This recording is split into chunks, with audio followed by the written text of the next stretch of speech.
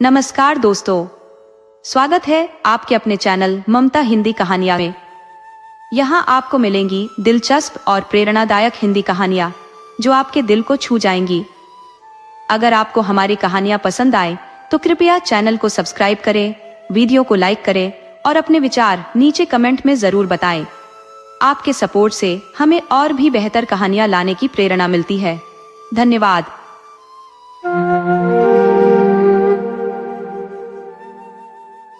बहुत समय पहले रूस में एक दंपत्ति निवास करते थे। उनके 3 बेटे थे जो धीरे धीरे युवा हो रहे थे। एक दिन उन दोनों ने सोचा कि अब घर में कुछ पोते पोतियां खेलते हुए दिखने चाहिए। उन्होंने अपने सबसे बड़े बेटे ग्रिगोरी को बुलाया और उससे कहा कि वह बाहर जाए और अपने लिए एक जीवन संगिनी तलाशे। ग्रिगोरी को घर पर ही संतोष था और विवाह में उसकी कोई रुचि नहीं थी, परंतु उन दिनों बच्चे वही करते थे जो उनसे कहा जाता था। इसलिए ग्रिगोरी अपनी पत्नी ढूंढने निकल पड़ा, लेकिन उसने इसे गंभीरता से नहीं लिया।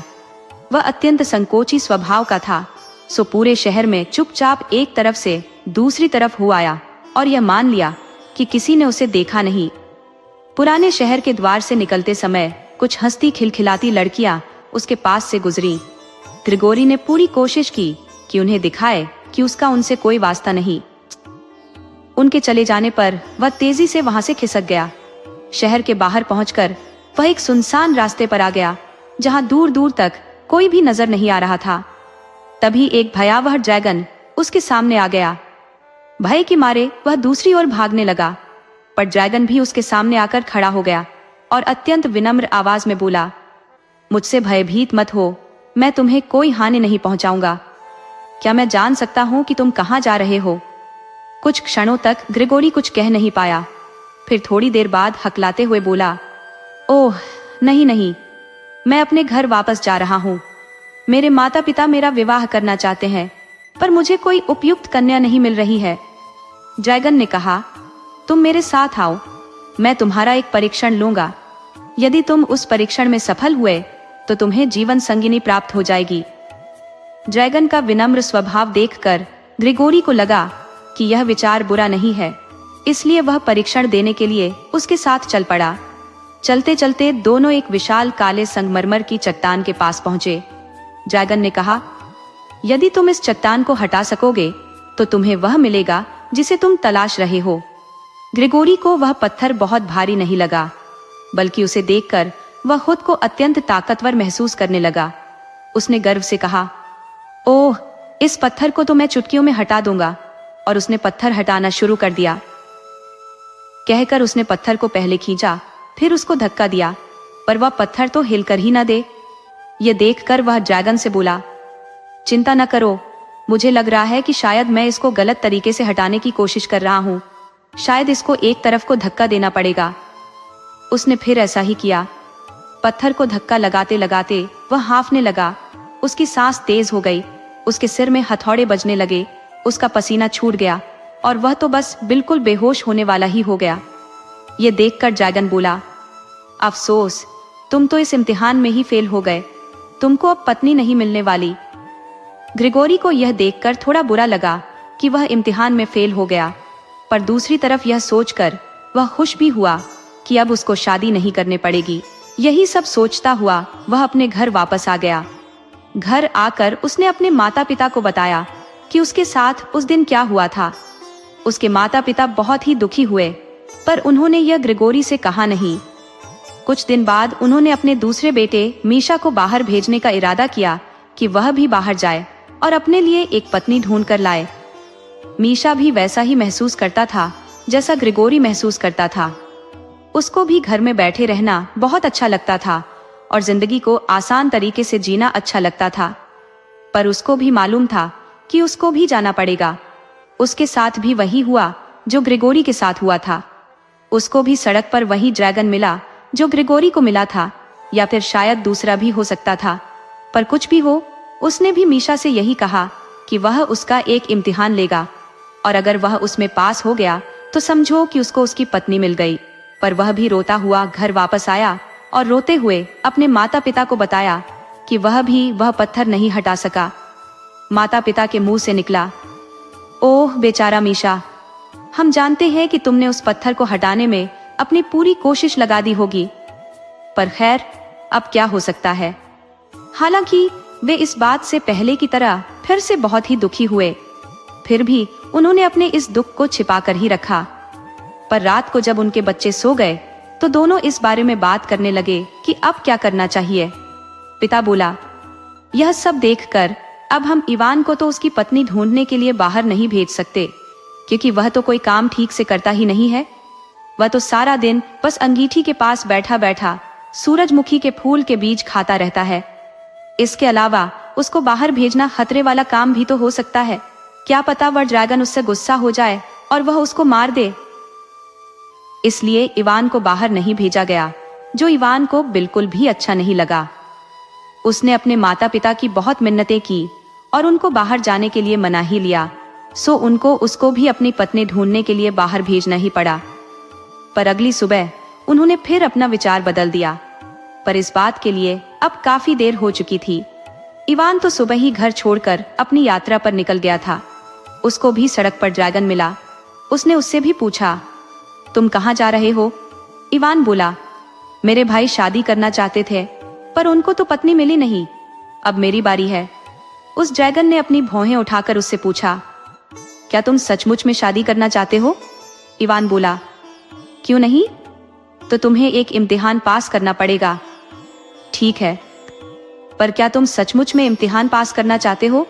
तुम्हें मालूम है कि तुम्हारे भाई तो उस इम्तिहान में फेल हो चुके हैं, पर मैं उस इम्तिहान को पास करना चाहता हूँ, तो फिर आओ मेरे साथ। दोनों उसी काले संगमरमर की चट्टान के पास आ पहुंचे, जहां वह ड्रैगन पहले उसके दोनों भाइयों को लेकर आया था। ड्रैगन ने उससे भी उस चट्टान को वहां से हटाने के लिए कहा। इवान ने उस चट्टान में एक जोर की ठोकर मारते हुए कहा, तुम्हारा मतलब इस चट्टान से है? हाँ, तुमने ठीक समझा, मेरा मतलब इसी चट्टान से था। इवान चट्टान हटाते हुए बोला, पर मेरे भाई लोग इसको क्यों नहीं हटा सके?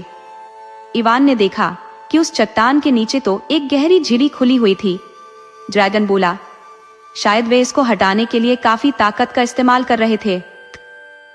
देखता हूं ये कितनी गहरी होगी, कहकर इवान नीचे जमीन पर झुककर उसके अंदर झांकने लगा।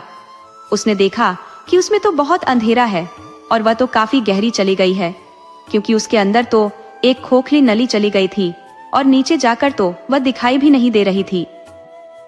ये देखकर इवान कांप गया और एकदम से पीछे हट गया। उसने ड्रैगन से पूछा, इसमें अंदर क्या है? क्या?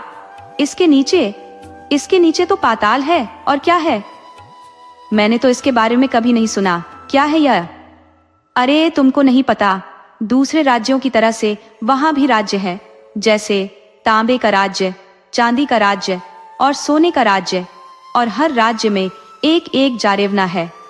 इवान बोला, अरे यह तो बहुत अच्छा है।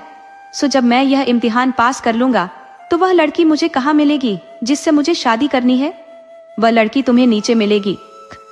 तुम कम से कम एक जारेवना से शादी कर लो। क्या उनमें से एक से शादी? नहीं नहीं, कभी नहीं।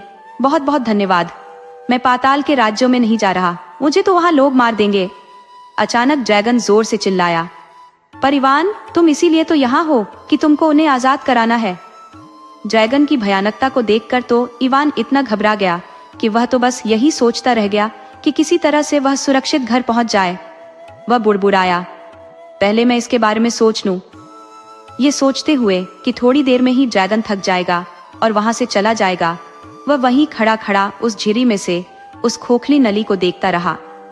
उसने देखा कि उस झिरी में, उस खोखली नली में होकर चमड़े की एक कुर्सी 2 रस्सियों के सहारे नीचे की तरफ लटक रही थी। उसके मुंह से निकला, यह क्या है? ड्रैगन बोला, तुम इस चमड़े की कुर्सी में बैठ जाओ और मैं तुमको नीचे उतार दूंगा। अगर तुमको वहां देखने में अच्छा न लगे तो तुम अपनी रस्सी 2 बार खींच देना, मैं तुमको वापस ऊपर खींच लूंगा। अब तक इस पाताल के बारे में इवान की उत्सुकता काफी जाग चुकी थी, सो उसने सोचा कि क्यों न एक बार वहां जाकर देखा जाए। सो वह ड्रैगन से बोला, पर अगर मैं ये रस्सी 2 बार खींचूं तो तुम मुझको तुरंत ही ऊपर खींच लेना, ठीक है? ड्रैगन ने इवान से वायदा किया कि जैसे ही वह रस्सी 2 बार खींचेगा तो वह उसको ऊपर खींच लेगा। इवान उस चमड़े की कुर्सी में बैठ गया और ड्रैगन ने वह कुर्सी नीचे उतार दी। इवान उस कुर्सी में बैठा झूलता हुआ उस खोखली नली के सहारे अंधेरे में नीचे चला जा रहा था। वह सोच रहा था कि वह अंधेरा कभी खत्म होने पर भी आएगा या नहीं। नीचे जाते जाते इवान ने आखिरी बार रोशनी के लिए ऊपर देखा, यानी रूस का आसमान देखा, और फिर सोचा कि पता नहीं अब वह आसमान फिर कभी देखेगा या नहीं। उस खोखली नली में अब सब कुछ बिल्कुल शांत हो गया था। उसकी दीवारों में लगे क्रिस्टल चमक रहे थे, पर उनसे वहां कोई रोशनी नहीं हो रही थी। उसने चिल्लाकर ड्रैगन से अपने आप को वापस खींच लेने के लिए आवाज लगाई, पर वहां तो कुछ भी नहीं हुआ। वह तो यह बिल्कुल ही भूल गया था कि अपने आप को ऊपर खींचने के लिए उसको चिल्लाना नहीं था, बल्कि रस्सी को 2 बार खींचना था। उसकी अपनी ही आवाज की गूंज उसको सुनाई दी तो वह और डर गया। उसकी कुर्सी भी बहुत जोर जोर से हिलने लगी। वह अगर उस कुर्सी में जरा सा भी हिलता तो उस खोखली नली की दीवार से टकरा जाता। मिट्टी के ढेले और पत्थर के टुकड़े नीचे गिरने लगते। उसने उनके नीचे गिरने की आवाज सुननी चाहिए भी, पर उसे कुछ सुनाई ही नहीं दिया। सो जब उसकी कुर्सी झूलती हुई उस खोखले डंडे से होकर नीचे जा रही थी, उसके मन में एक अजीब सा विचार आया, यह तो एक जाल भी हो सकता है और वह ड्रैगन तो मुझे कभी भी नीचे गिरा सकता है। और यह विचार आते ही उसने अपनी आंखें बंद कर ली, अपना चेहरा अपनी बाहों से ढक लिया और यह सोचना शुरू कर दिया जैसे कि वह अपने घर में अपने बिस्तर पर लेटा हुआ है। हालांकि इससे उसका कुछ खास काम नहीं बना, पर फिर भी वह कुछ शांति महसूस करने लगा। वह सोच रहा था कि पता नहीं ड्रैगन अभी भी उसकी कुर्सी की रस्सी पकड़े वहां खड़ा होगा या नहीं। फिर उसने सोचा जरूर खड़ा होगा, क्योंकि नहीं तो वह तो इससे भी कहीं और ज्यादा तेजी से नीचे जा रहा होता। जल्दी ही अब उसको सांस लेने में भी परेशानी होने लगी। उसकी पलकें भारी होने लगी थी। मुझे जागते रहना चाहिए, कहीं ऐसा न हो कि इस गड्ढे का कहीं कोई अंत ही न हो। धीरे धीरे वह बेहोश सा होने लगा। जब उसे कुछ होश में आया तो उसने धुंधलके में देखा कि वह ठंडे पत्थरों के ऊपर लेटा हुआ है। उस खोखली नली से हरे रंग की रोशनी निकल रही है। उसने देखा कि वह अभी भी उसी चमड़े की कुर्सी में बैठा हुआ है। उसने उस कुर्सी की चमड़े की पट्टियां खोल दी। अब वह थोड़ा आराम से सांस ले पा रहा था। यह हो सकता है कि ऐसा उसको इसलिए महसूस हो रहा हो कि वह अब इस माहौल का आदी हो चुका था। इवान तांबे के राज्य में इवान ने अपना चारों तरफ देखा कि वह रास्ता ढूंढ सके जहां से वह पाताल में पहुंच पाएगा। जब उसकी आंखें धुंधलके में देखने की आदी हो गई तो उसको उस खोखली नली से निकलते हुए कई रास्ते दिखाई दिए। उनमें से एक रास्ते के आखिर पर उसको लाल से रंग की रोशनी चमकती दिखाई दी। वह उसी चमकती हुई रोशनी की तरफ चल दिया। जब वह उसके पास पहुंचा तो उसने देखा कि वह रोशनी तो तांबे के रंग की थी। कुछ ही देर में वह रास्ता बंद हो गया और वह बाहर खड़ा नजर आया। बाहर निकलकर उसने देखा कि वह तो समुद्र के किनारे एक तांबे के जंगल में चल रहा था। उसने ऊपर आसमान की तरफ देखा, पर उसको सूरज कहीं दिखाई नहीं दिया। केवल भारी भारी बादल ही हल्की हवा में लटके हुए थे और पेड़ों के ऊपर कोहरा छाया हुआ था। जब वह उस तांबे के जंगल से बाहर निकला तो उसके सामने तांबे का बना एक महल खड़ा था। महल का दरवाजा खुला और उसमें से एक बहुत ही सुंदर जारेवना सीढ़ियां उतरकर उसके सामने आई। ऐसा लगता था जैसे कि उस राज्य में हर चीज तांबे की बनी हुई थी। यहाँ तक कि जारेवना जो कपड़े पहने हुई थी, वे कपड़े भी बहुत ही पतले तांबे के बने हुए थे। और जब वह उसके पास आ रही थी तो बड़ी अजीब सी आवाज कर रहे थे। उसके लंबे लंबे बाल भी तांबे के रंग के थे। उसने इवान का बहुत प्यार से स्वागत किया। आओ, इस तांबे के राज्य में तुम्हारा स्वागत है। आओ, महल में आओ और मुझे बताओ कि तुम कहाँ से आए हो और कहाँ जा रहे हो। इवान के कपड़े और उसके शरीर की खाल भी उसके तांबे की रोशनी से तांबे के रंग की हुई जा रही थी। वह उसकी चकाचौंध से कुछ बेहोश सा होता हुआ उसके सामने काफी नीचे तक झुककर बोला, प्रिय राजकुमारी जी, आप मुझसे कई सवाल पूछ रही हैं और आपने मुझे अभी तक कुछ खाने पीने के लिए दिया नहीं है। यह सुनकर वह तुरंत ही अंदर गई और इवान के लिए कुछ खाने और कुछ पीने के लिए ले आई। हालांकि वहां का वह तांबे के रंग का खाना देखने में बड़ा अजीब सा था, पर उसने जितने खाने अब तक खाए थे उन सब में वह सबसे ज्यादा स्वादिष्ट था। उसने सोचा शायद उसके ऊपर जो तांबे के रंग की रोशनी पड़ रही थी इसीलिए वह उसको ऐसा लग रहा होगा। लगता है जैसे कि उस जारेवना ने इवान के मन की बात पढ़ ली हो। सो वह मुस्कुराकर बोली, ऐसा मत सोचना कि यह सब तांबे के रंग की रोशनी की करामात है। बहुत सारे लोगों ने यह गलती की है और हमारे पानी में तैरने की भी गलती की है। यह विचार ठीक नहीं है। इस राज्य में हर चीज तांबे की बनी हुई है, यहाँ तक कि अब तो तुम भी तांबे के बने हुए हो गए हैं।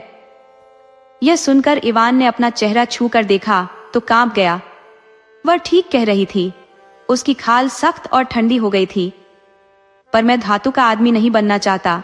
जैसे ही वह यह बोला, उसको लगा कि उसकी आवाज भी धातु की आवाज जैसी हो गई है। वह हंसकर बोली, पर अब तो तुम वैसे ही बन गए हो।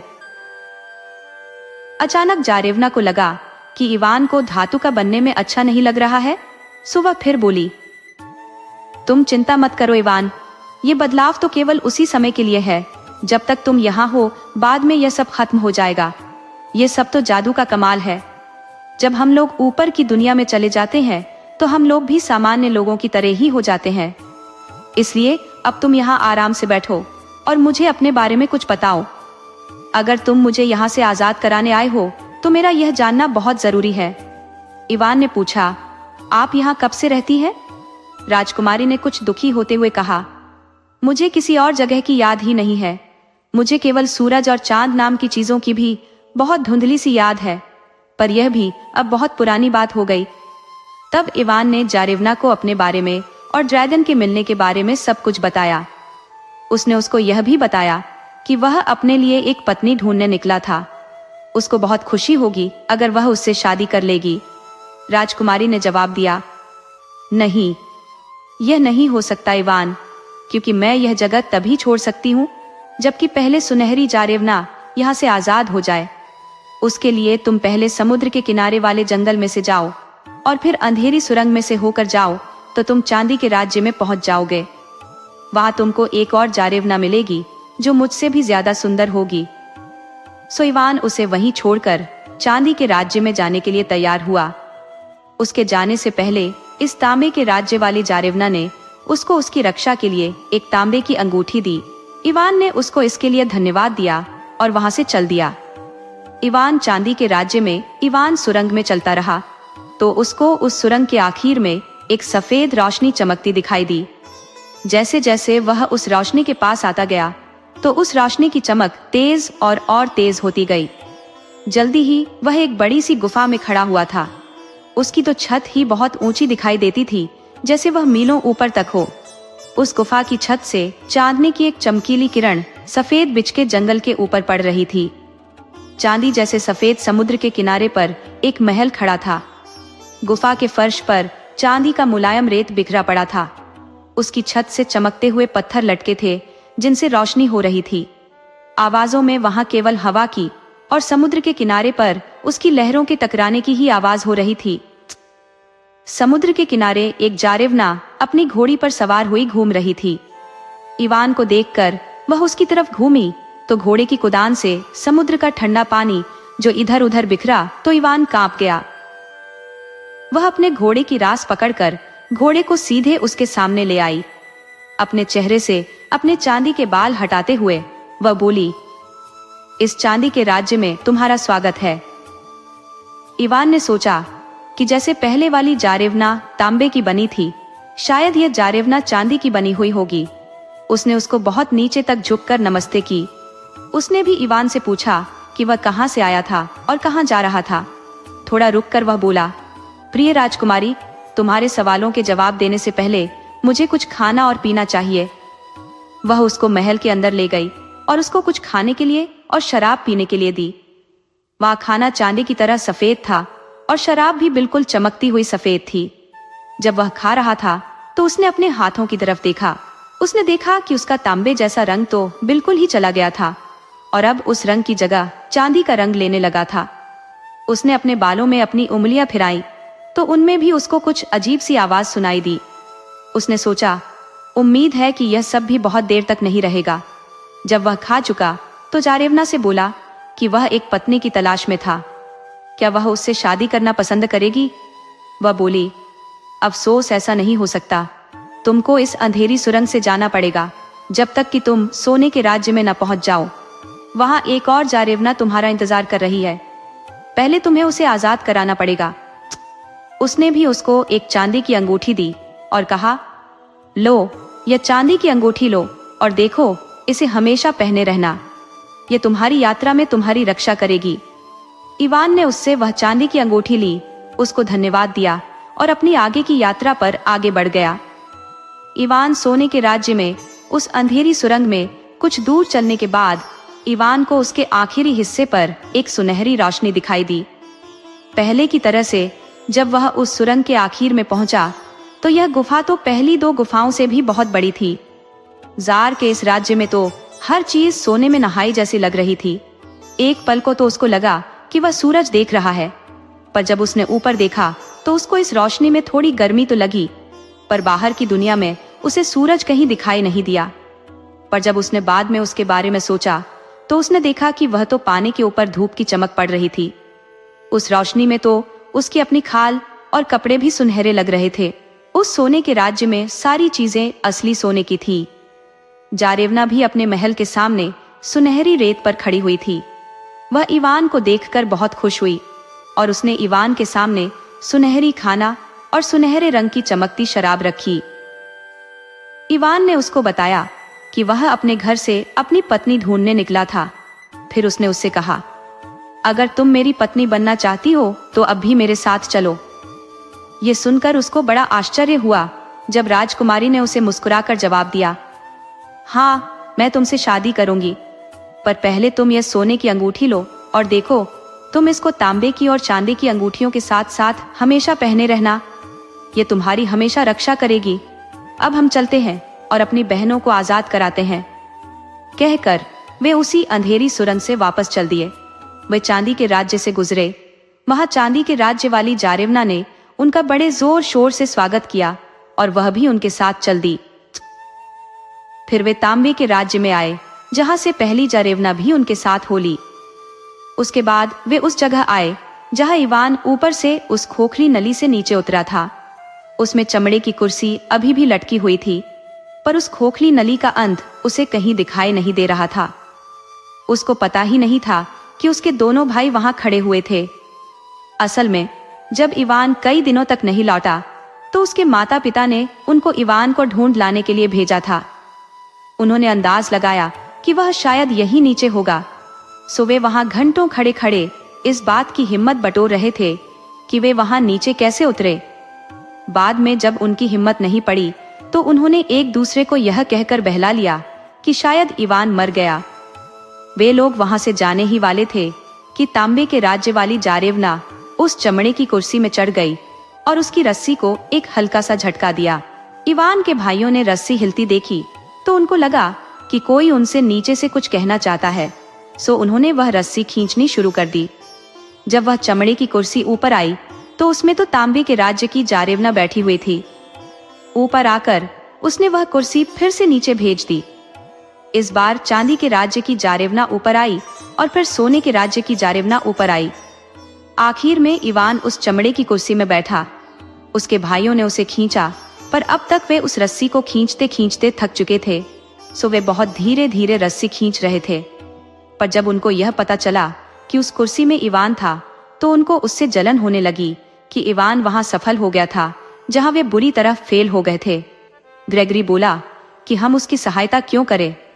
मीशा भी बोला, इस तरह से तो सारे गांव में लोग हमारी हंसी उड़ाएंगे और हम बदनाम हो जाएंगे। सो जब तक इवान आधे रास्ते तक भी नहीं आया था कि उसके आने से पहले ही ग्रिगोरी नीचे झुका और इससे पहले कि जारेवनाएं उसे रोक सकती, उसने उस चमड़े की कुर्सी की रस्सी काट दी।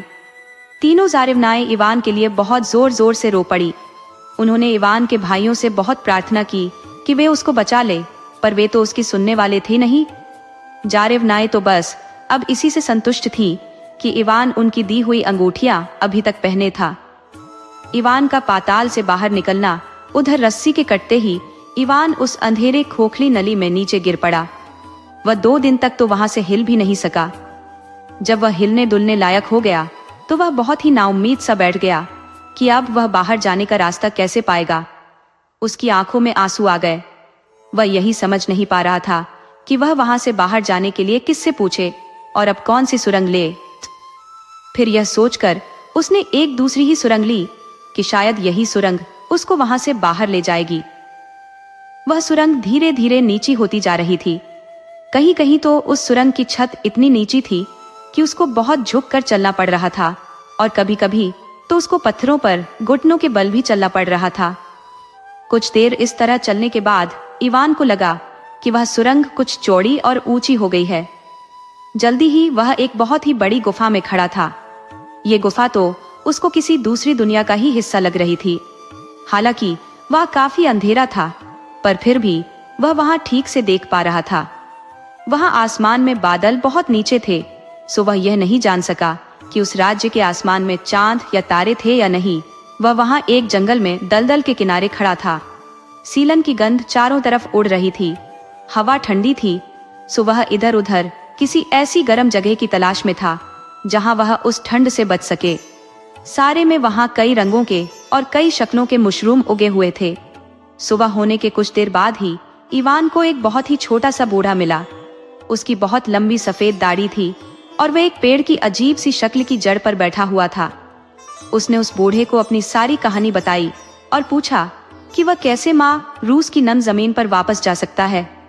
उस बूढ़े ने अपनी एक उंगली से पास में लगे ओक के पेड़ों के एक झुंड की तरफ इशारा किया और बोला, क्या तुम उन ओक के पेड़ों के पीछे खड़ी गोल मीनार देख रहे हो? इवान ने उधर देखा जिधर वह बूढ़ा इशारा कर रहा था, तो पेड़ों के पीछे उसको एक पतली सी मीनार का ऊपर का हिस्सा वहां से झांकता हुआ दिखाई दे गया।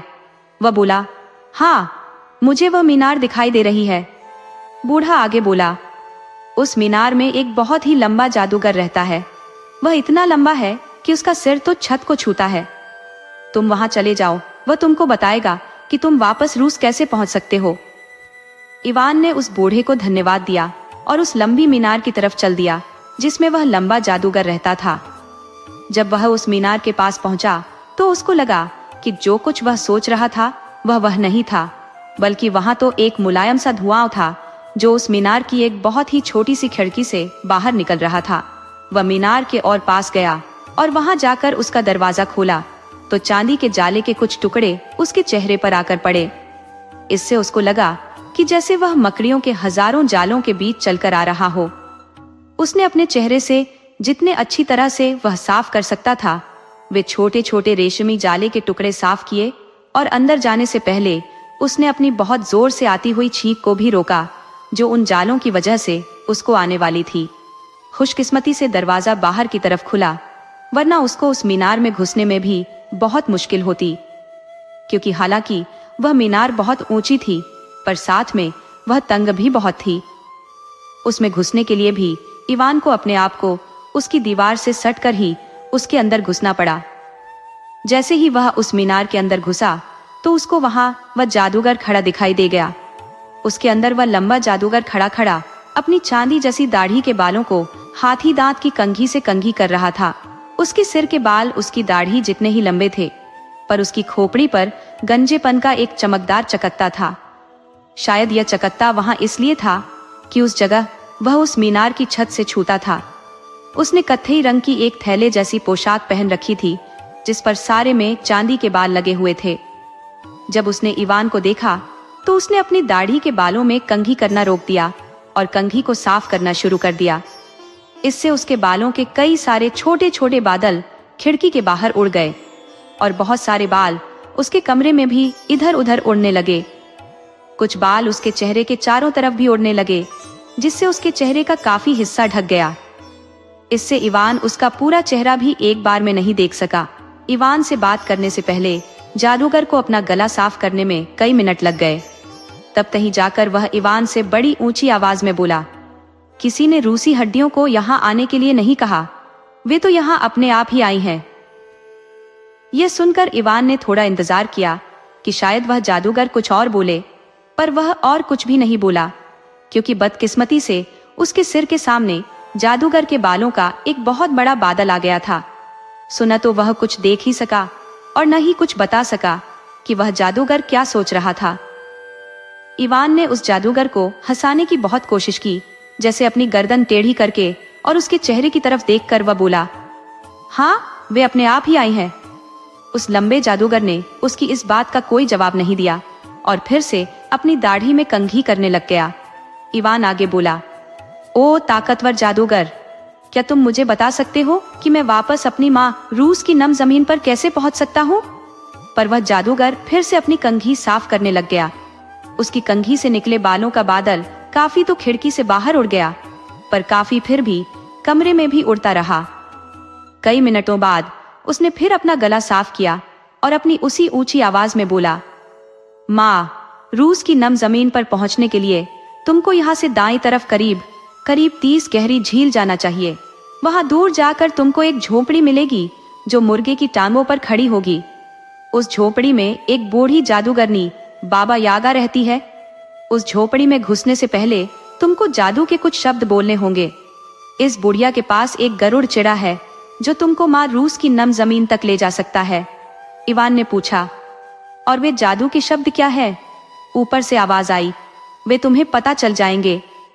और उस जादूगर ने फिर से अपना गला साफ करना शुरू कर दिया। उसको अपना गला साफ करते करते फिर मिनटों लग गए और इवान बड़ी उत्सुकता से उन जादू के शब्दों को सुनने का इंतजार करता रहा। उसको जादूगर के ये शब्द सुनकर बड़ी नाउम्मीदी हुई। यहाँ बहुत ही खुशकी है। ये सुनकर तो इवान का अपना गला भी खुश्क होने लगा था। वह बोला, हाँ, यह तो है। और कुछ ताजा हवा लेने के लिए वह उस मीनार के बाहर निकल आया। उसकी समझ में यही नहीं आया कि जादूगर के उन जादू के शब्दों से उसका क्या मतलब था। शायद उसको कुछ गलती लग गई होगी, क्योंकि वह यह सब कैसे जान सकता था। फिर उसने सामने की तरफ देखा तो उसको सामने कुछ झीलें दिखाई दी। सो वह वहीं उनके आसपास चक्कर काटता रहा। उसको वहां उनके आसपास चक्कर काटते हुए और यह गिनते हुए कि वे वाकई में 30 झीलें थी, कई दिन बीत गए, क्योंकि दूर उसको कई और भी झीलें दिखाई दे रही थी। उसको यह पता ही नहीं चल पा रहा था कि उसने उन झीलों को ठीक से गिन लिया था या नहीं। पर हाँ, उसको 30 झीलें गिनने के बाद जब 30वीं झील के किनारे एक झोपड़ी दिखाई दे गई जो मुर्गे की टांगों पर खड़ी थी, तो उसको लगा कि उसने उन झीलों को ठीक ही गिना था। जब वह उस झोपड़ी के पास पहुंचा तो उसने देखा कि वह झोपड़ी तो घूमे जा रही है और वह तो बहुत तेजी से घूम रही है। और वह केवल तेजी से घूम ही नहीं रही है, बल्कि बहुत जोर की ची ची की आवाज भी कर रही है। उस ची ची की आवाज से तो उसके कान ही फटे जा रहे थे। उसके घूमने की आवाज और इस ची की आवाज दोनों ने मिलकर तो उसका सिर बहुत भारी सा कर दिया। फिर पता नहीं कहां से उसके दिमाग में वे जादू के शब्द आ गए जिनको उसे उस झोपड़ी में घुसने से पहले बोलना था, और उसने उनको गाना शुरू कर दिया। ओ छोटी झोपड़ी, ओ छोटी झोपड़ी, तुम अपना दरवाजा मेरी तरफ करो और मुझे अंदर आने दो। अचानक घूमती हुई झोपड़ी रुक गई। उसकी आवाज भी धीरे धीरे कम होती गई और वह एक लंबी सी छीं की आवाज करके रुक गई। उसकी टांगें इतनी नीचे को झुक गई कि वह झोपड़ी जमीन से आकर लग गई। अब उसका दरवाजा इवान के सामने था। अचानक एक लंबी सी उसास के साथ उस झोपड़ी का दरवाजा खुला। इवान सोचने लगा, ये मैंने कैसे किया? पर फिर उस झोपड़ी में घुस गया। अंदर पहुंचकर उसने देखा कि बाबा यागा अपनी पुराने ढंग की ईंटों की अंगीठी पर लेटी हुई है। वह खर्राटे मार रही थी। उसकी लंबी नाक छत को छू रही है। पर फिर एक पल में ही उसने अपनी लंबी नाक इवान की तरफ की और बोली, मुझे यहाँ किसी रूसी हड्डी की खुशबू आ रही है। तुम यहाँ क्या कर रहे हो? इवान ने डर से कांपते हुए इधर उधर देखा कि वह यह किससे पूछ रही थी। फिर यह समझते हुए कि वह यह उसी से कह रही थी, वह हकलाते हुए बोला, लंबे जादूगर ने मुझे आपके पास इसलिए भेजा है ताकि मैं आपके गरुड़ पर सवार होकर अपनी माँ रूस की नम जमीन पर जा सकूं। बाबा यागा वहीं से चिल्लाए, ओ रूसी हड्डी, बाहर बागीचे में जाओ और वहां जाकर उस स्त्री को ढूंढो जो 7 दरवाजों की चौकीदार है। उससे चाबी लो और उन 7 दरवाजों को खोलो। जब तुम आखिरी दरवाजा खोलोगे तो वह गरुड़ अपने पंख फड़फड़ाएगा। अगर तुम उससे डर नहीं गए तो तुम उसकी पीठ पर बैठकर उड़कर वहां जा सकते हो। और हाँ, मेरे उस पालतू चढ़े के लिए काफी सारा मांस ले जाना मत भूलना। इवान सोच रहा था, कौन सा बागीचा? कि किस बागीचे की बात कर रही है? क्योंकि वह जानता था कि उसके घर के बाहर तो कोई बागीचा था ही नहीं, वहां तो केवल जंगल था। पर यही सोचते सोचते जब वह बाहर निकला तो यह देखकर उसके आश्चर्य का ठिकाना नहीं रहा कि वहां से सारी झीलें गायब हो चुकी थी और वहां अब एक बहुत सुंदर बागीचा था और वह उसमें खड़ा था। उस बागीचे के चारों तरफ एक बहुत पुरानी दीवार थी जिसमें 7 ठोस ओक की लकड़ी के दरवाजे लगे थे। एक बहुत ही भयानक शक्ल वाली स्त्री उन 7 दरवाजों की चौकीदारी कर रही थी।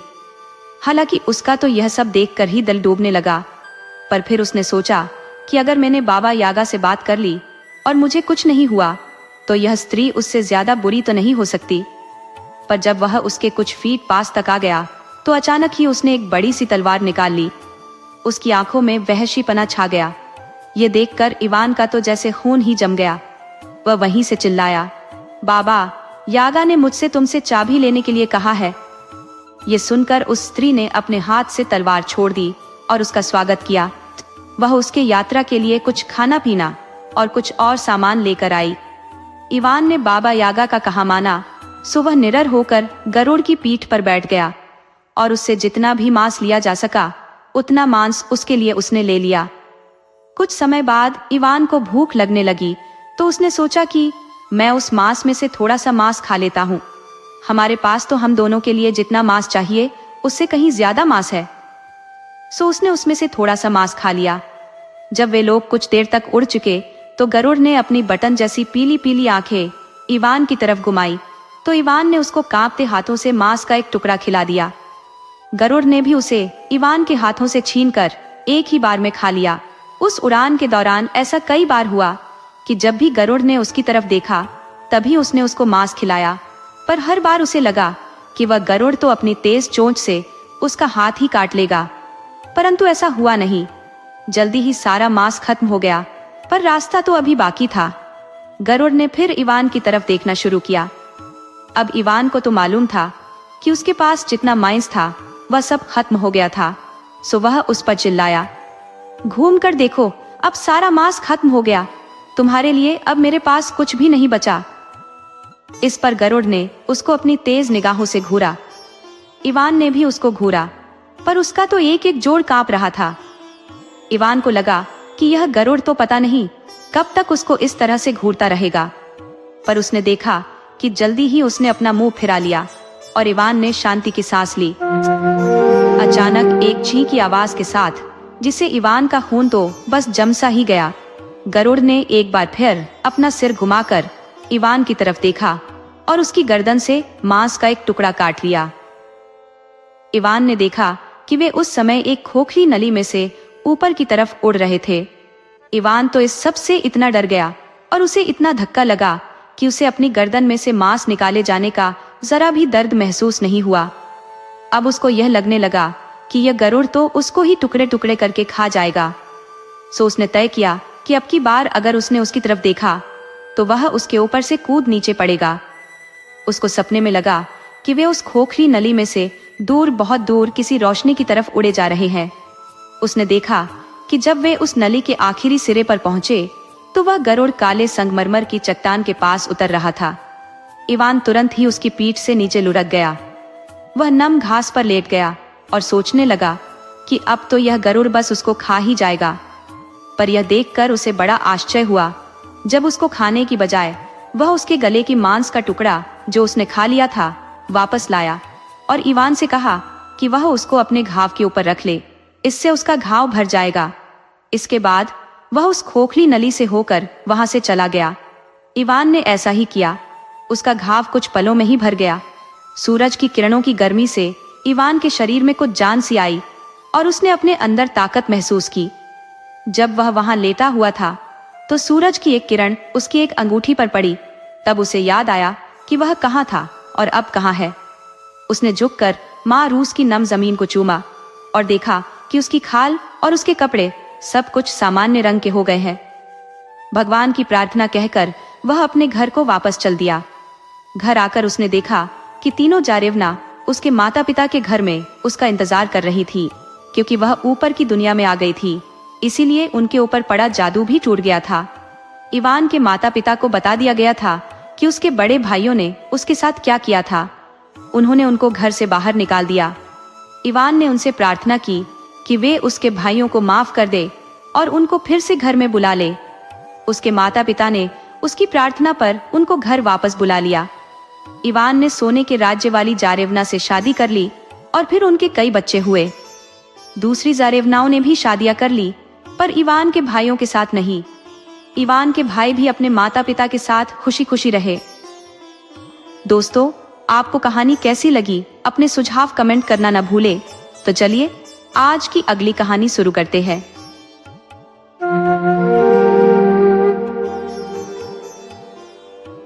शायद तुमने ये कहानी सुनी होगी कि एक लड़की ने अपने जूते गंदे होने से बचाने के लिए डबल रोटी पर कदम रखा था।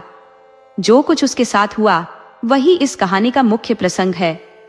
उस लड़की का नाम इंगर था। वह आर्थिक रूप से गरीब थी, लेकिन उसके अंदर एक घमंड और दुष्टता का अंश भी भरा हुआ था। कह सकते हैं कि उसका स्वभाव बुराई से भरा हुआ था। छोटी उम्र में उसे मक्खियों और तितलियों के पंख उखाड़ने का जुनून सवार था, ताकि वे तड़पती रहे लेकिन उड़ न सके। यदि वह किसी कीचड़ में किसी कीड़े को पकड़ लेती तो उसके शरीर में पिन चुभो देती और उसे कागज के एक टुकड़े पर रख देती, ताकि वह बेचारा कीड़ा उसे पकड़ने की कोशिश करे और अपनी पीड़ा से छटपटाता रहे। वह बड़े कौतूहल से देखती रहती कि कैसे वह कीड़ा उस कागज के सहारे अपने आप को पिन से छुड़ाने का असफल प्रयास करता।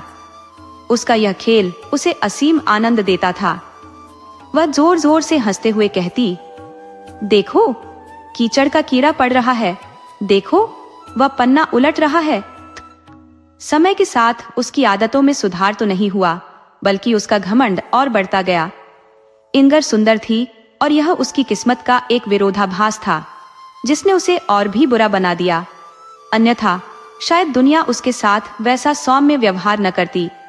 इंगर की माँ उसके बारे में कहती थी, इसके सिर को सुधारने के लिए सख्त पानी चाहिए। जब यह छोटी थी तो उसने मेरे एप्रन पर पैर रखा और अब मुझे डर है कि यही मेरे दिल पर कदम रखेगी। आखिर उसने वही किया। उसे गांव के एक प्रतिष्ठित घर में नौकरानी के रूप में काम मिल गया। मालिक और मालकिन ने उसके साथ बड़े प्यार से व्यवहार किया, मानो वह उनकी अपनी बेटी हो। इंगर के पास अच्छे कपड़े थे और वह अपनी सुंदरता पर अभिमान करने लगी। धीरे धीरे उसके अंदर और भी अधिक घमंड घर करने लगा। एक साल बाद मालकिन ने उससे कहा, इंगर, तुम्हें अपने माता पिता से मिलने जाना चाहिए। इंगर इसीलिए गई ताकि वह अपने नए कपड़े और सौंदर्य का प्रदर्शन कर सके। गांव पहुंचने पर उसने देखा कि तालाब के पास उसकी माँ बैठी थी। माँ जंगल से लकड़ियां बटोर कर लाई थी और अब थोड़ा आराम कर रही थी। माँ को चिथड़ों में देखकर इंगर को शर्म और गुस्सा महसूस हुआ। उसे लगा कि उसकी माँ उसके नए भव्य रूप के लिए उपयुक्त नहीं है। बिना किसी पश्चाताप के उसने गुस्से में पलटकर वापसी की राह पकड़ ली। 6 महीने और बीत गए। एक दिन मालकिन ने फिर कहा, इंगर, इस बार घर जाकर अपने बूढ़े माता पिता से मिलाओ। ये बड़ी डबल रोटी लेती जाओ। मुझे यकीन है वे तुम्हें देखकर बहुत खुश होंगे। इंगर ने अपने सबसे अच्छे कपड़े और नए जूते पहने। वह अपनी स्कर्ट को थोड़ा ऊपर उठाए हुए बड़े ध्यान से कदम रखती हुई चल रही थी, ताकि उसके कपड़े और जूते कहीं गंदे न हो जाएं। ये बात किसी को गलत नहीं लगनी चाहिए, लेकिन जैसे ही रास्ता दलदली हुआ और पानी का तालाब नजर आया, उसने अपने जूते गीले न हो इसलिए पानी पर डबल रोटी रख दी। उसने रोटी पर पैर रखा और देखते ही देखते वह रोटी कीचड़ में धंस गई और इंगर उसके साथ ही गायब हो गई। सतह पर जहां पानी ठहरा हुआ था वहां कुछ बुलबुले उठते दिख रहे थे। कहानी तो ज्यादातर इसी तरह बताई जाती है, पर असल में इंगर का क्या हुआ? वह कहां चली गई? दरअसल वह दलदल की चुड़ैल के पास जा पहुंची थी, जो बौनों की बुआ कहलाती थी। लोग बौनों के बारे में तो खूब जानते हैं, उनके बारे में कविताएं और कहानियां तक लिखी गई है, पर दलदल की चुड़ैल के बारे में बहुत कम लोग जानते हैं। जब दलदल पर कोहरा फैलता है तो लोग कहते हैं, देखो, दलदल की चुड़ैल अपनी शराब बना रही है। और यही वह शराब की भट्टी थी जहां इंगर जा पहुंची। रहने की यह कोई अच्छी जगह नहीं थी। चुड़ैल की शराब की भट्टी इतनी भयानक थी कि इसकी तुलना में गंदगी की कोई हौदी भी बेहतर लगती। वहां से इतनी बदबू आती थी कि उसका हल्का सा झोंका भी किसी को बेहोश कर सकता था। वहां कोई बाहर निकलने का रास्ता नहीं था। जो भी रास्ता होता उसमें फिसलते हुए सांप और मेंढक भरे पड़े होते। इंगर उस घिनौनी जगह में जा फंसी। ठंडे सांप और मेंढक जब उसके शरीर को छूते तो वह सिहर उठती, लेकिन यह सिहरन ज्यादा देर नहीं रही। धीरे धीरे उसका शरीर अकड़ता गया और आखिरकार वह जैसे एक बुत बन गई। उसके पांवों में अभी भी डबल रोटी चिपकी हुई थी, जो निकलने का नाम ही नहीं ले रही थी। उस समय दलदल की चुड़ैल अपने घर पर ही थी, क्योंकि शैतान की परदादी उस जगह के मुआयने के लिए आने वाली थी। यह एक बूढ़ी औरत थी, बदमिजाज और बहुत क्रूर। जब भी वह कहीं बाहर जाती, कुछ सिलाई का सामान जरूर साथ ले जाती। उस दिन वह झूठ को काटने का काम कर रही थी और बेकार के शब्दों को क्रोशिया कर रही थी। सिलाई, बुनाई और क्रोशिया का उसका काम खूब अच्छा था। उसने इंगर को देखा और फिर चश्मा लगाकर उसे और गौर से देखा। अरे, इस लड़की में तो कुछ विशेषता है, चुड़ैल ने कहा। इसे यहाँ लाने की याद के तौर पर मैं इसे अपने साथ ले जाऊंगी। ये मेरे परपोते के महल में प्रवेश द्वार के कमरे में एक बढ़िया सजावट बनेगी। फिर मक्खियां आ गईं। वे उसके चेहरे पर चढ़ गई। उसकी आंखों के सामने कभी आगे जा रही थी, कभी पीछे। उसने पलक झपकाई जिससे वे डरकर उड़ जाए, पर वे उड़ ही नहीं सकती थी क्योंकि उनके पंख उखड़े हुए थे। वह भी दर्द भरी बात होगी, पर भूख तो उससे भी बुरी थी। इंगर को लग रहा था जैसे उसके पेट ने अपने आप को खा लिया हो। उसके अंदर और भी ज्यादा खालीपन आता गया, भयानक खालीपन। अगर यह ज्यादा देर चला तो मैं सह नहीं पाऊंगी, उसने अपने आप से कहा। पर वह खालीपन रुका नहीं, बढ़ता गया और उसे वह सहना पड़ा। उसके सिर पर एक आंसू गिरा जो उसके चेहरे और छाती से होता हुआ डबल रोटी पर गिर गया। उसके बाद और बहुत से आंसू गिरे। इंगर के लिए कौन रो रहा था? धरती पर उसकी माँ थी, वही जो रो रही थी।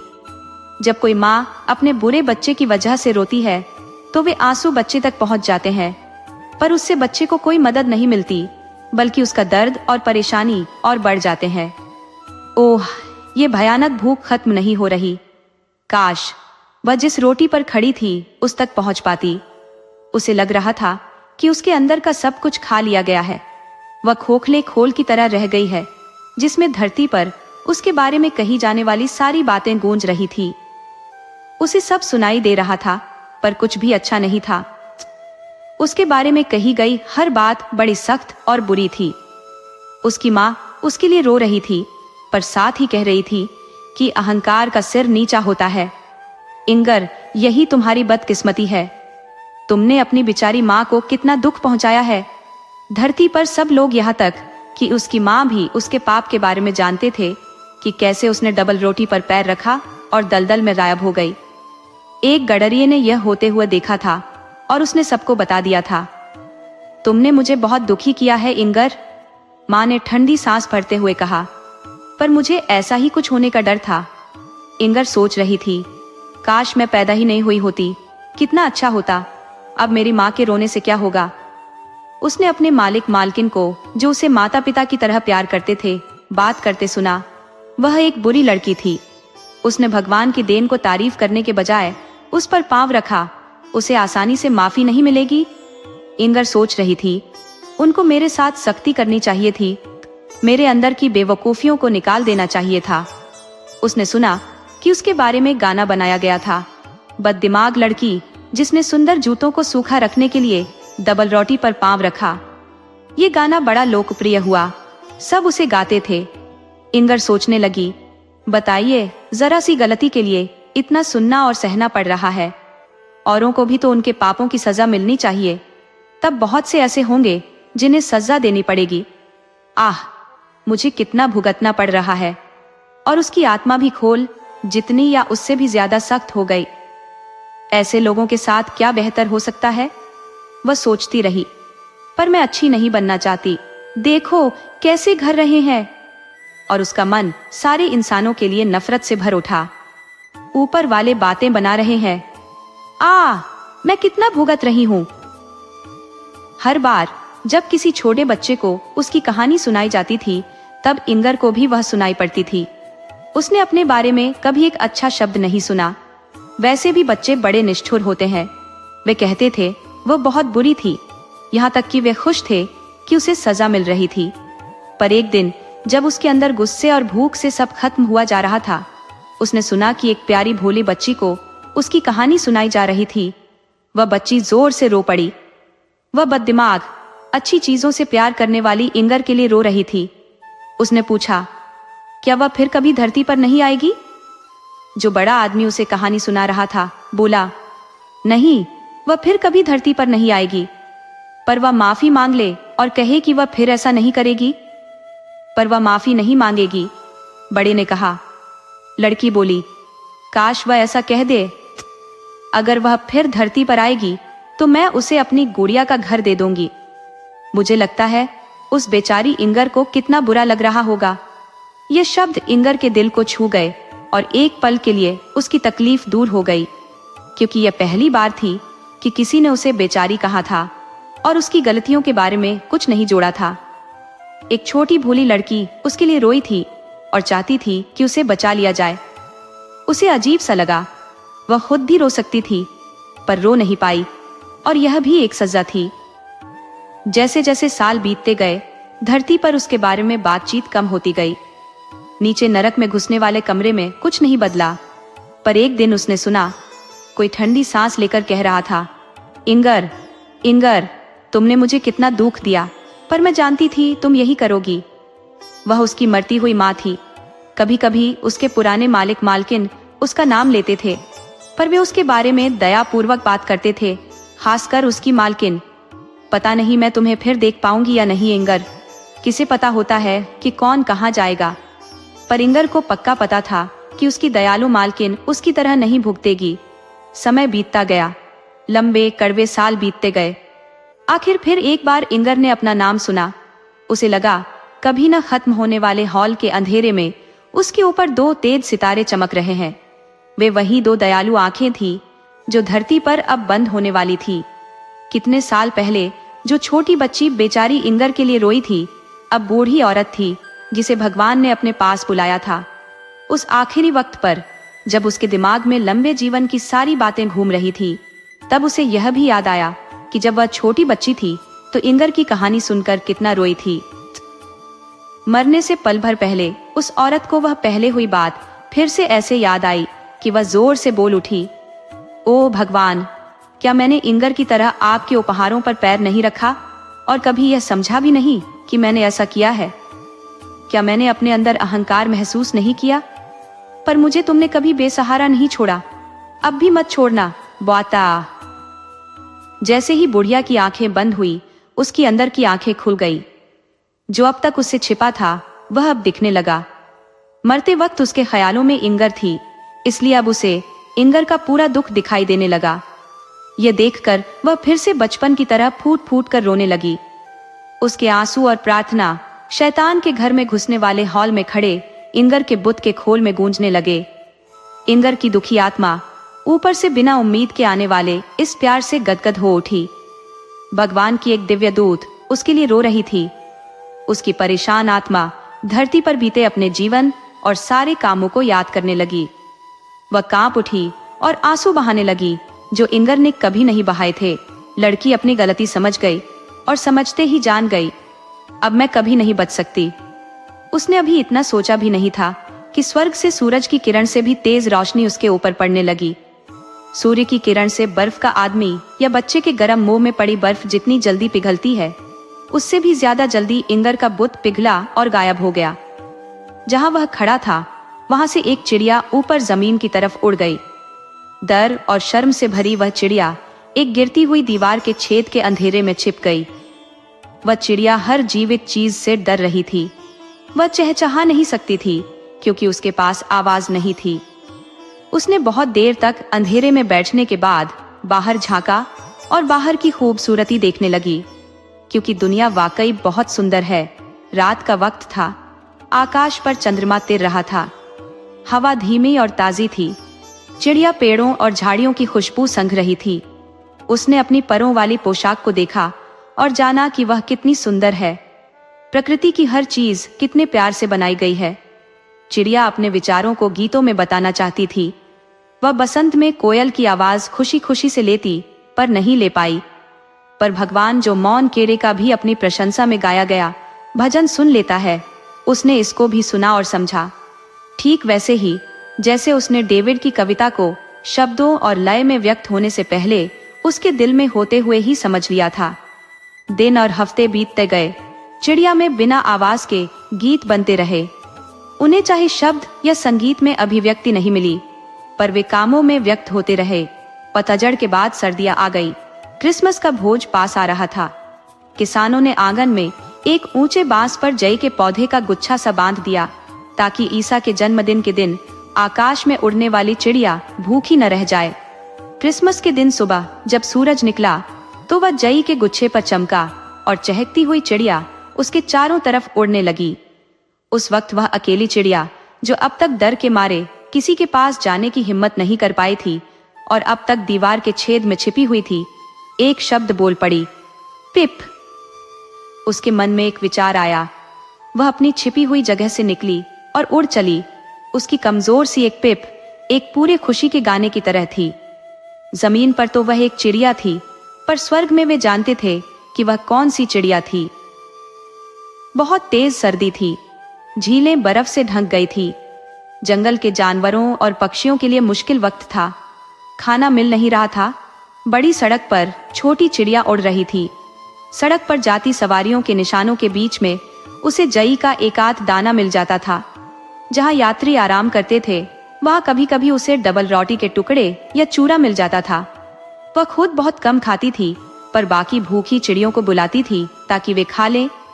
शहर में वह उस आंगन को ढूंढती जहां किसी दयालु हाथ ने भूखी चिड़ियों के लिए रोटी या नाज के दाने फेंके हों। ऐसी जगह मिलने पर वह एकाध दाना खाकर बाकी उन्हें दे देती थी। सर्दियों भर में छोटी चिड़िया ने डबल रोटी के इतने टुकड़े इकट्ठा किए और बांटे, जिनका वजन इंगर की उस डबल रोटी जितना हो गया था, जिन पर उसने जूतों को गंदा होने से बचाने के लिए पांव रखा था। जैसे ही आखिरी छोटा टुकड़ा मिला और उसने दिया, वैसे ही छोटी चिड़िया के पंख बड़े होते गए और उसका रंग स्लेटी से सफेद हो गया। बच्चे बोले, देखो, झील के ऊपर समुद्री बत्तख उड़ रही है। वे उस सफेद चिड़िया के पीछे दौड़ने लगे, जो पानी की तरफ आती फिर वापस ऊपर आकाश में उड़ जाती थी। सूरज की धूप में उसके सफेद पंख चमक रहे थे। फिर वह चली गई। बच्चे बोले, वह सूरज के अंदर चली गई।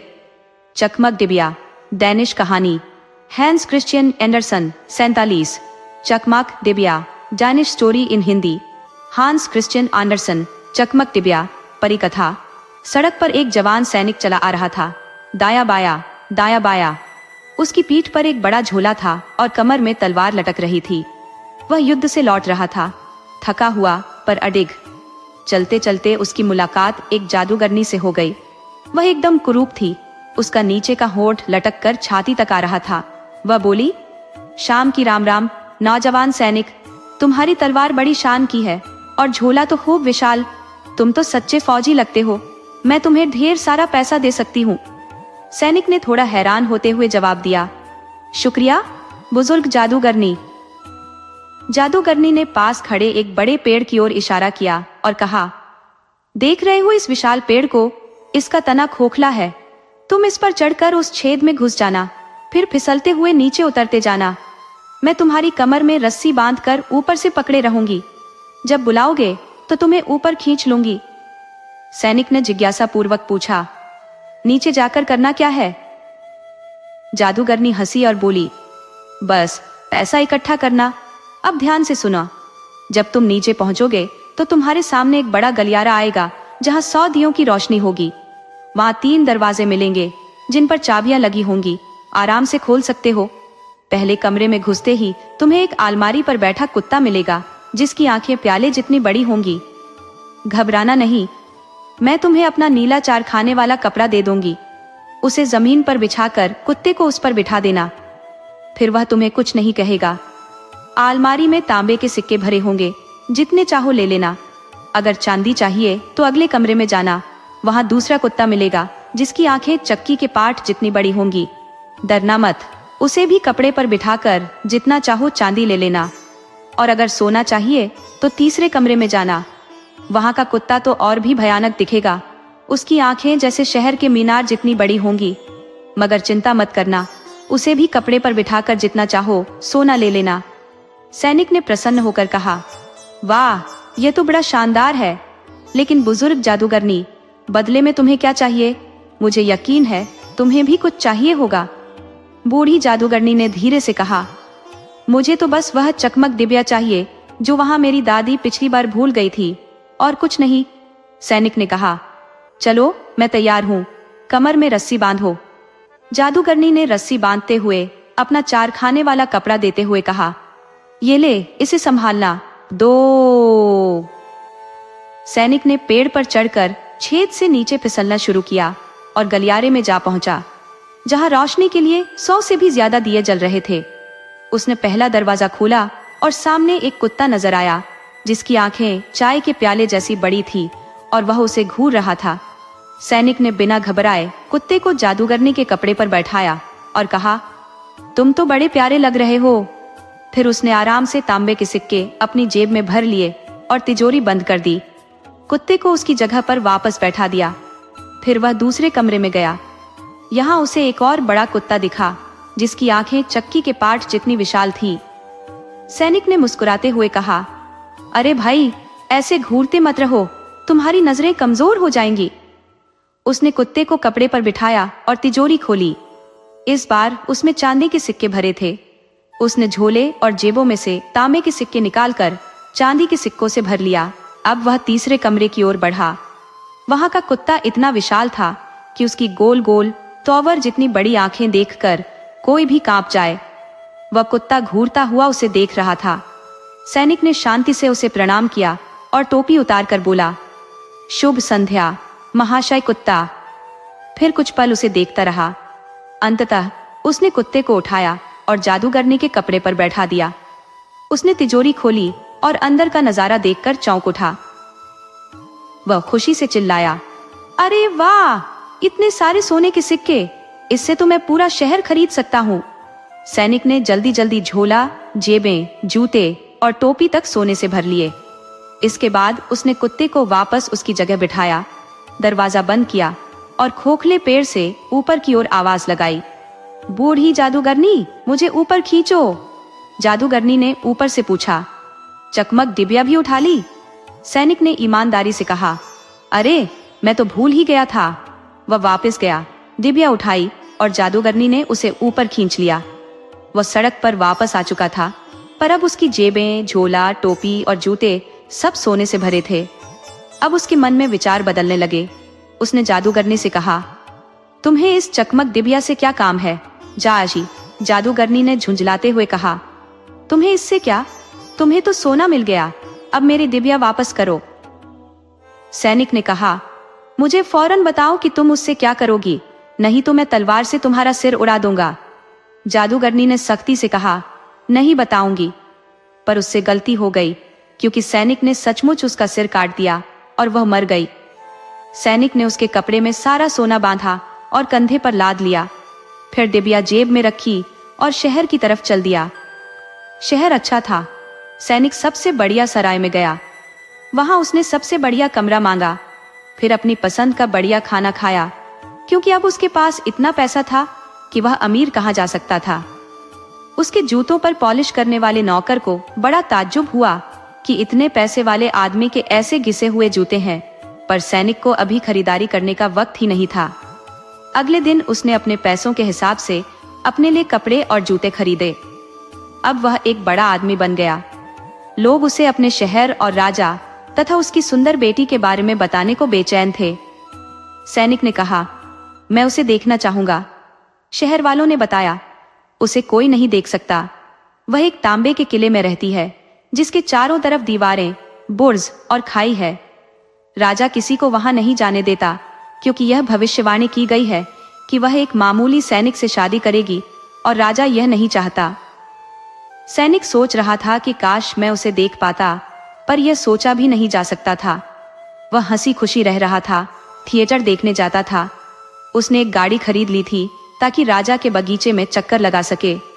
वह गरीबों को खूब पैसे बांटता था, क्योंकि उसे याद था कि जेब में पैसे ना हो तो कैसा लगता है। वह पैसे वाला था, अच्छे कपड़े पहनता था और इसलिए उसके बहुत से दोस्त थे। वे सब कहते थे कि वह सच्चा सिपाही है और बहुत दयालु है। उसे अपनी तारीफ सुननी बहुत अच्छी लगती थी, पर क्योंकि वह रोज खर्च करता था और मिलते नहीं थे, तो जल्दी ही उसके पास सिर्फ 2 तांबे के सिक्के बचे। उसे नीचे के सुंदर कमरे से ऊपर दुछत्ती के छोटे से कमरे में जाना पड़ा। अब वह खुद अपने जूते पॉलिश करता था और बड़ी सुई से उनकी मरम्मत करता था। उसका कोई दोस्त उससे मिलने नहीं आता था। वे कहते थे कि उसके पास पहुंचने के लिए बहुत सीढ़ियां चढ़नी पड़ती है। एक शाम को बहुत अंधेरा था, वह एक मोमबत्ती भी नहीं खरीद सकता था। अचानक उसे चकमक डिबिया याद आई, जिसमें एक छोटी मोमबत्ती पड़ी थी। उसने डिबिया में से मोमबत्ती निकाली, फिर चकमक को रगड़ा। उसमें से एक चमक निकली और दरवाजे से चाय के प्याले जैसी बड़ी आंखों वाला कुत्ता आ गया। कुत्ते ने पूछा, मेरे मालिक, आपका क्या हुक्म है? सैनिक बोला, यह क्या? यह चकमक डिबिया तो बड़ी मजेदार है। क्या मैं जो चाहूं वह मिल सकता है? कुछ रुपए लाओ। उसने हुक्म दिया। धन्यवाद। कहने में जितना वक्त लगता है, उससे भी कम वक्त में कुत्ता मुंह में एक बड़ा बोरा लेकर आ गया। उसमें तांबे के सिक्के भरे थे। अब सैनिक समझा कि जादूगरनी इस डिबिया को इतना कीमती क्यों समझ रही थी। एक बार जलाने पर तांबे के सिक्कों की तिजोरी पर बैठने वाला कुत्ता आया, 2 बार रगड़ने पर चांदी के सिक्कों की रखवाली वाला कुत्ता आया और 3 बार रगड़ने पर सोने के सिक्कों वाला कुत्ता। सैनिक फिर नीचे वाले कमरे में चला गया, बढ़िया कपड़े पहनने लगा। दोस्त आने लगे। पहले की तरह वे फिर उसे याद करने लगे। एक बार दोस्तों के चले जाने के बाद जब वह अकेला बैठा था, तो सोचने लगा, कितने दुख की बात है कि कोई उस सुंदर राजकुमारी को नहीं देख सकता।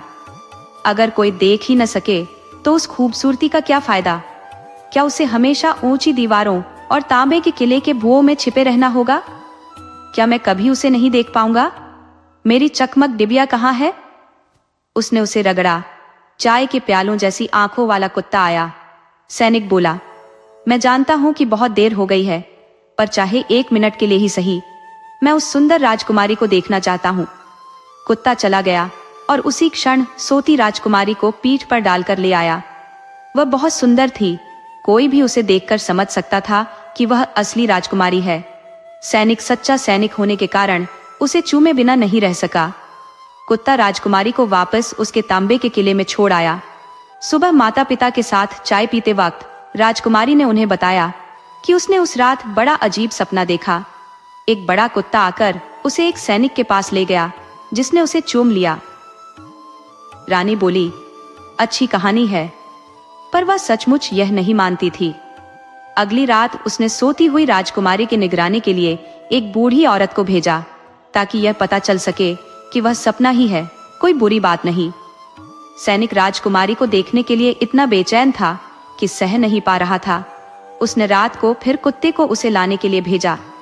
कुत्ता जितनी तेजी से भाग सकता था भागा, पर वह बुढ़िया भी जूते पहने हुए थी। वह पूरा रास्ता पीछे भागती रही। जब उसने कुत्ते को घर में घुसते देखा तो दरवाजे पर चौक से एक निशान बना दिया। उसने सोचा, अब सुबह घर ढूंढना आसान होगा, और घर जाकर सो गई। कुत्ता जब राजकुमारी को किले में पहुंचाकर लौटा तो उसने देखा कि उसके मालिक के दरवाजे पर चौक का निशान है। उसने पूरे शहर के मकानों पर वैसा ही निशान बना दिया। इस होशियारी की वजह से बुढ़िया को सही दरवाजे का पता ही नहीं चल सका, क्योंकि अगले दिन सुबह राजा, रानी व बुढ़िया और राजा के अफसर शहर का वह घर ढूंढने निकले जहां राजकुमारी गई थी। पहला दरवाजा देखते ही राजा बोला, यह रहा। रानी ने दूसरा दरवाजा देखकर कहा, नहीं प्रिय, ये है, क्योंकि उसने निशान दूसरे दरवाजे पर देखा था। ये है, वह है। सब एक साथ चिल्ला रहे थे, क्योंकि जहां भी कोई देख रहा था दरवाजों पर वही एक निशान था। आखिर सब हार गए। रानी केवल सोने की गाड़ी में सवारी ही नहीं करती थी, वह बहुत चतुर भी थी। उसने सोने की कैंची निकाली, एक बड़ा सा रेशमी कपड़े का टुकड़ा काटा, उससे एक सुंदर थैला बनाया। उस थैले को कोटू के दानों से भरा और राजकुमारी की कमर से बांध दिया। उस थैले में रानी ने सिर्फ इतना बड़ा छेद किया कि एक बार में कोटू का एक ही दाना गिरे, जिससे पता चल जाए कि कुत्ता राजकुमारी को कहां ले गया था। रात में फिर कुत्ता गया ताकि राजकुमारी को पीठ पर उठाकर सैनिक के पास ले जा सके। अब सैनिक उसे इतना प्यार करने लगा था कि उसकी सिर्फ एक ही इच्छा थी कि वह राजकुमार बनकर उससे शादी कर ले। कुत्ते ने ध्यान नहीं दिया और न ही उसे पता चला कि कोटू के दाने तांबे के किले से लेकर सैनिक के कमरे तक एक लकीर छोड़ आए थे। सुबह राजा रानी को बिना परेशानी के पता चल गया कि राजकुमारी कहाँ गई थी। उन्होंने सैनिक को जेल में डाल दिया। बेचारा सैनिक अंधेरी कोठरी में अकेला बैठा था। उसे सबसे बड़ी फिक्र यह थी कि सभी कह रहे थे, कल तुम्हें फांसी दी जाएगी। ये कोई हंसी की बात नहीं थी। काश उसके पास चकमक डिबिया होती, पर वह तो उसे कमरे में भूल आया था। जब सूरज चढ़ा तो उसे खिड़की की सलाखों के बाहर लोग दिखे जो जल्दी जल्दी शहर के बड़े फाटक की तरफ जा रहे थे। फांसी शहर की दीवारों के बाहर ही दी जानी थी। सैनिक को ड्रमों और सैनिकों के पैरों की आवाज सुनाई दे रही थी। सब भागे जा रहे थे। तभी उसे जूते बनाने वाले का एक चेला दिखाई दिया। वह अपना चमड़े का एप्रन और स्लीपर पहने हुए थे। वह अपनी टाने इतनी ऊंची उठा रहा था जैसे कूद रहा हो। तभी उसका एक स्लीपर उछलकर सैनिक की खिड़की के पास आ गिरा। जैसे ही वह उसे लेने आया, सैनिक चिल्लाया, ए सुनो, 1 मिनट रुककर बात सुनो। जब तक मैं नहीं पहुंचता तब तक वहां कुछ नहीं होगा। अगर तुम सराय तक जाकर मेरी चकमक डिबिया जो मैं वहीं भूल आया ला दोगे तो मैं तुम्हें 4 तांबे के सिक्के दूंगा। पर इसके लिए तुम्हें टांगों को इस्तेमाल करना होगा, नहीं तो बहुत देर हो जाएगी। उस लड़के के पास एक सिक्का भी नहीं था। 4 मिलने की उम्मीद में वह भागा और सैनिक को वह डिबिया लाकर दे दी। और अब सुनो कि इसके बाद क्या हुआ। शहर के फाटक के बाहर एक फांसी का फंदा तैयार किया गया था। वहां राजा के सिपाही और सैकड़ों दूसरे लोग खड़े हुए थे। राजा और रानी अपने सुंदर सिंहासन पर बैठे थे। जज और राजा के मंत्री उनके सामने बैठे थे। सैनिक मंच पर खड़ा था, पर जब फंदा उसके गले में डाला जाने लगा तब वह बोला कि कानून के मुताबिक मरने वाले की एक इच्छा पूरी की जाती है। उसकी इच्छा सिर्फ तंबाकू का एक पाइप पीने की है। राजा मना नहीं कर पाया। सैनिक ने अपनी चकमक डिबिया निकाली, उसे रगड़ा, 1 बार, 2 बार, 3 बार। फौरन 3 कुत्ते उसके सामने आ गए। एक जिसकी आंखें चाय के प्याले जितनी थी, दूसरा जिसकी आंखें चक्की के पाट जैसी थी, और तीसरा जिसकी आंखें शहर के बड़े गोल टॉवर जितनी बड़ी थी। सैनिक चिल्लाया, मेरी मदद करो, मैं फांसी पर चढ़ना नहीं चाहता। कुत्ते जज और मंत्रियों की तरफ दौड़े। उन्होंने एक की टांग पकड़ी, दूसरे की नाक, फिर उन्हें हवा में इतना ऊपर उछाला कि वापस जमीन पर गिरने से उनके टुकड़े टुकड़े हो गए। राजा चीखा, मुझे नहीं। पर सबसे बड़े कुत्ते ने राजा और रानी दोनों को उतना ही ऊंचा उछाला जितना औरों को उछाला था। राजा के रक्षक डर गए। लोग चिल्लाने लगे, सैनिक, तुम हमारे राजा बन जाओ और राजकुमारी से शादी कर लो। सैनिक राजा की सोने की गाड़ी में सवार हुआ। तीनों कुत्ते आगे आगे नाचते हुए भौंक रहे थे। हुर्रे! छोटे बच्चे सीटी बजा रहे थे। राजा के रक्षक उसको सम्मान दे रहे थे। राजकुमारी को किले से लाया गया। उसे शादी करके रानी बनना बहुत अच्छा लगा। 1 हफ्ते तक शादी की दावत चलती रही। तीनों कुत्ते मेज पर बैठकर लोगों को आंखें दिखाते रहे।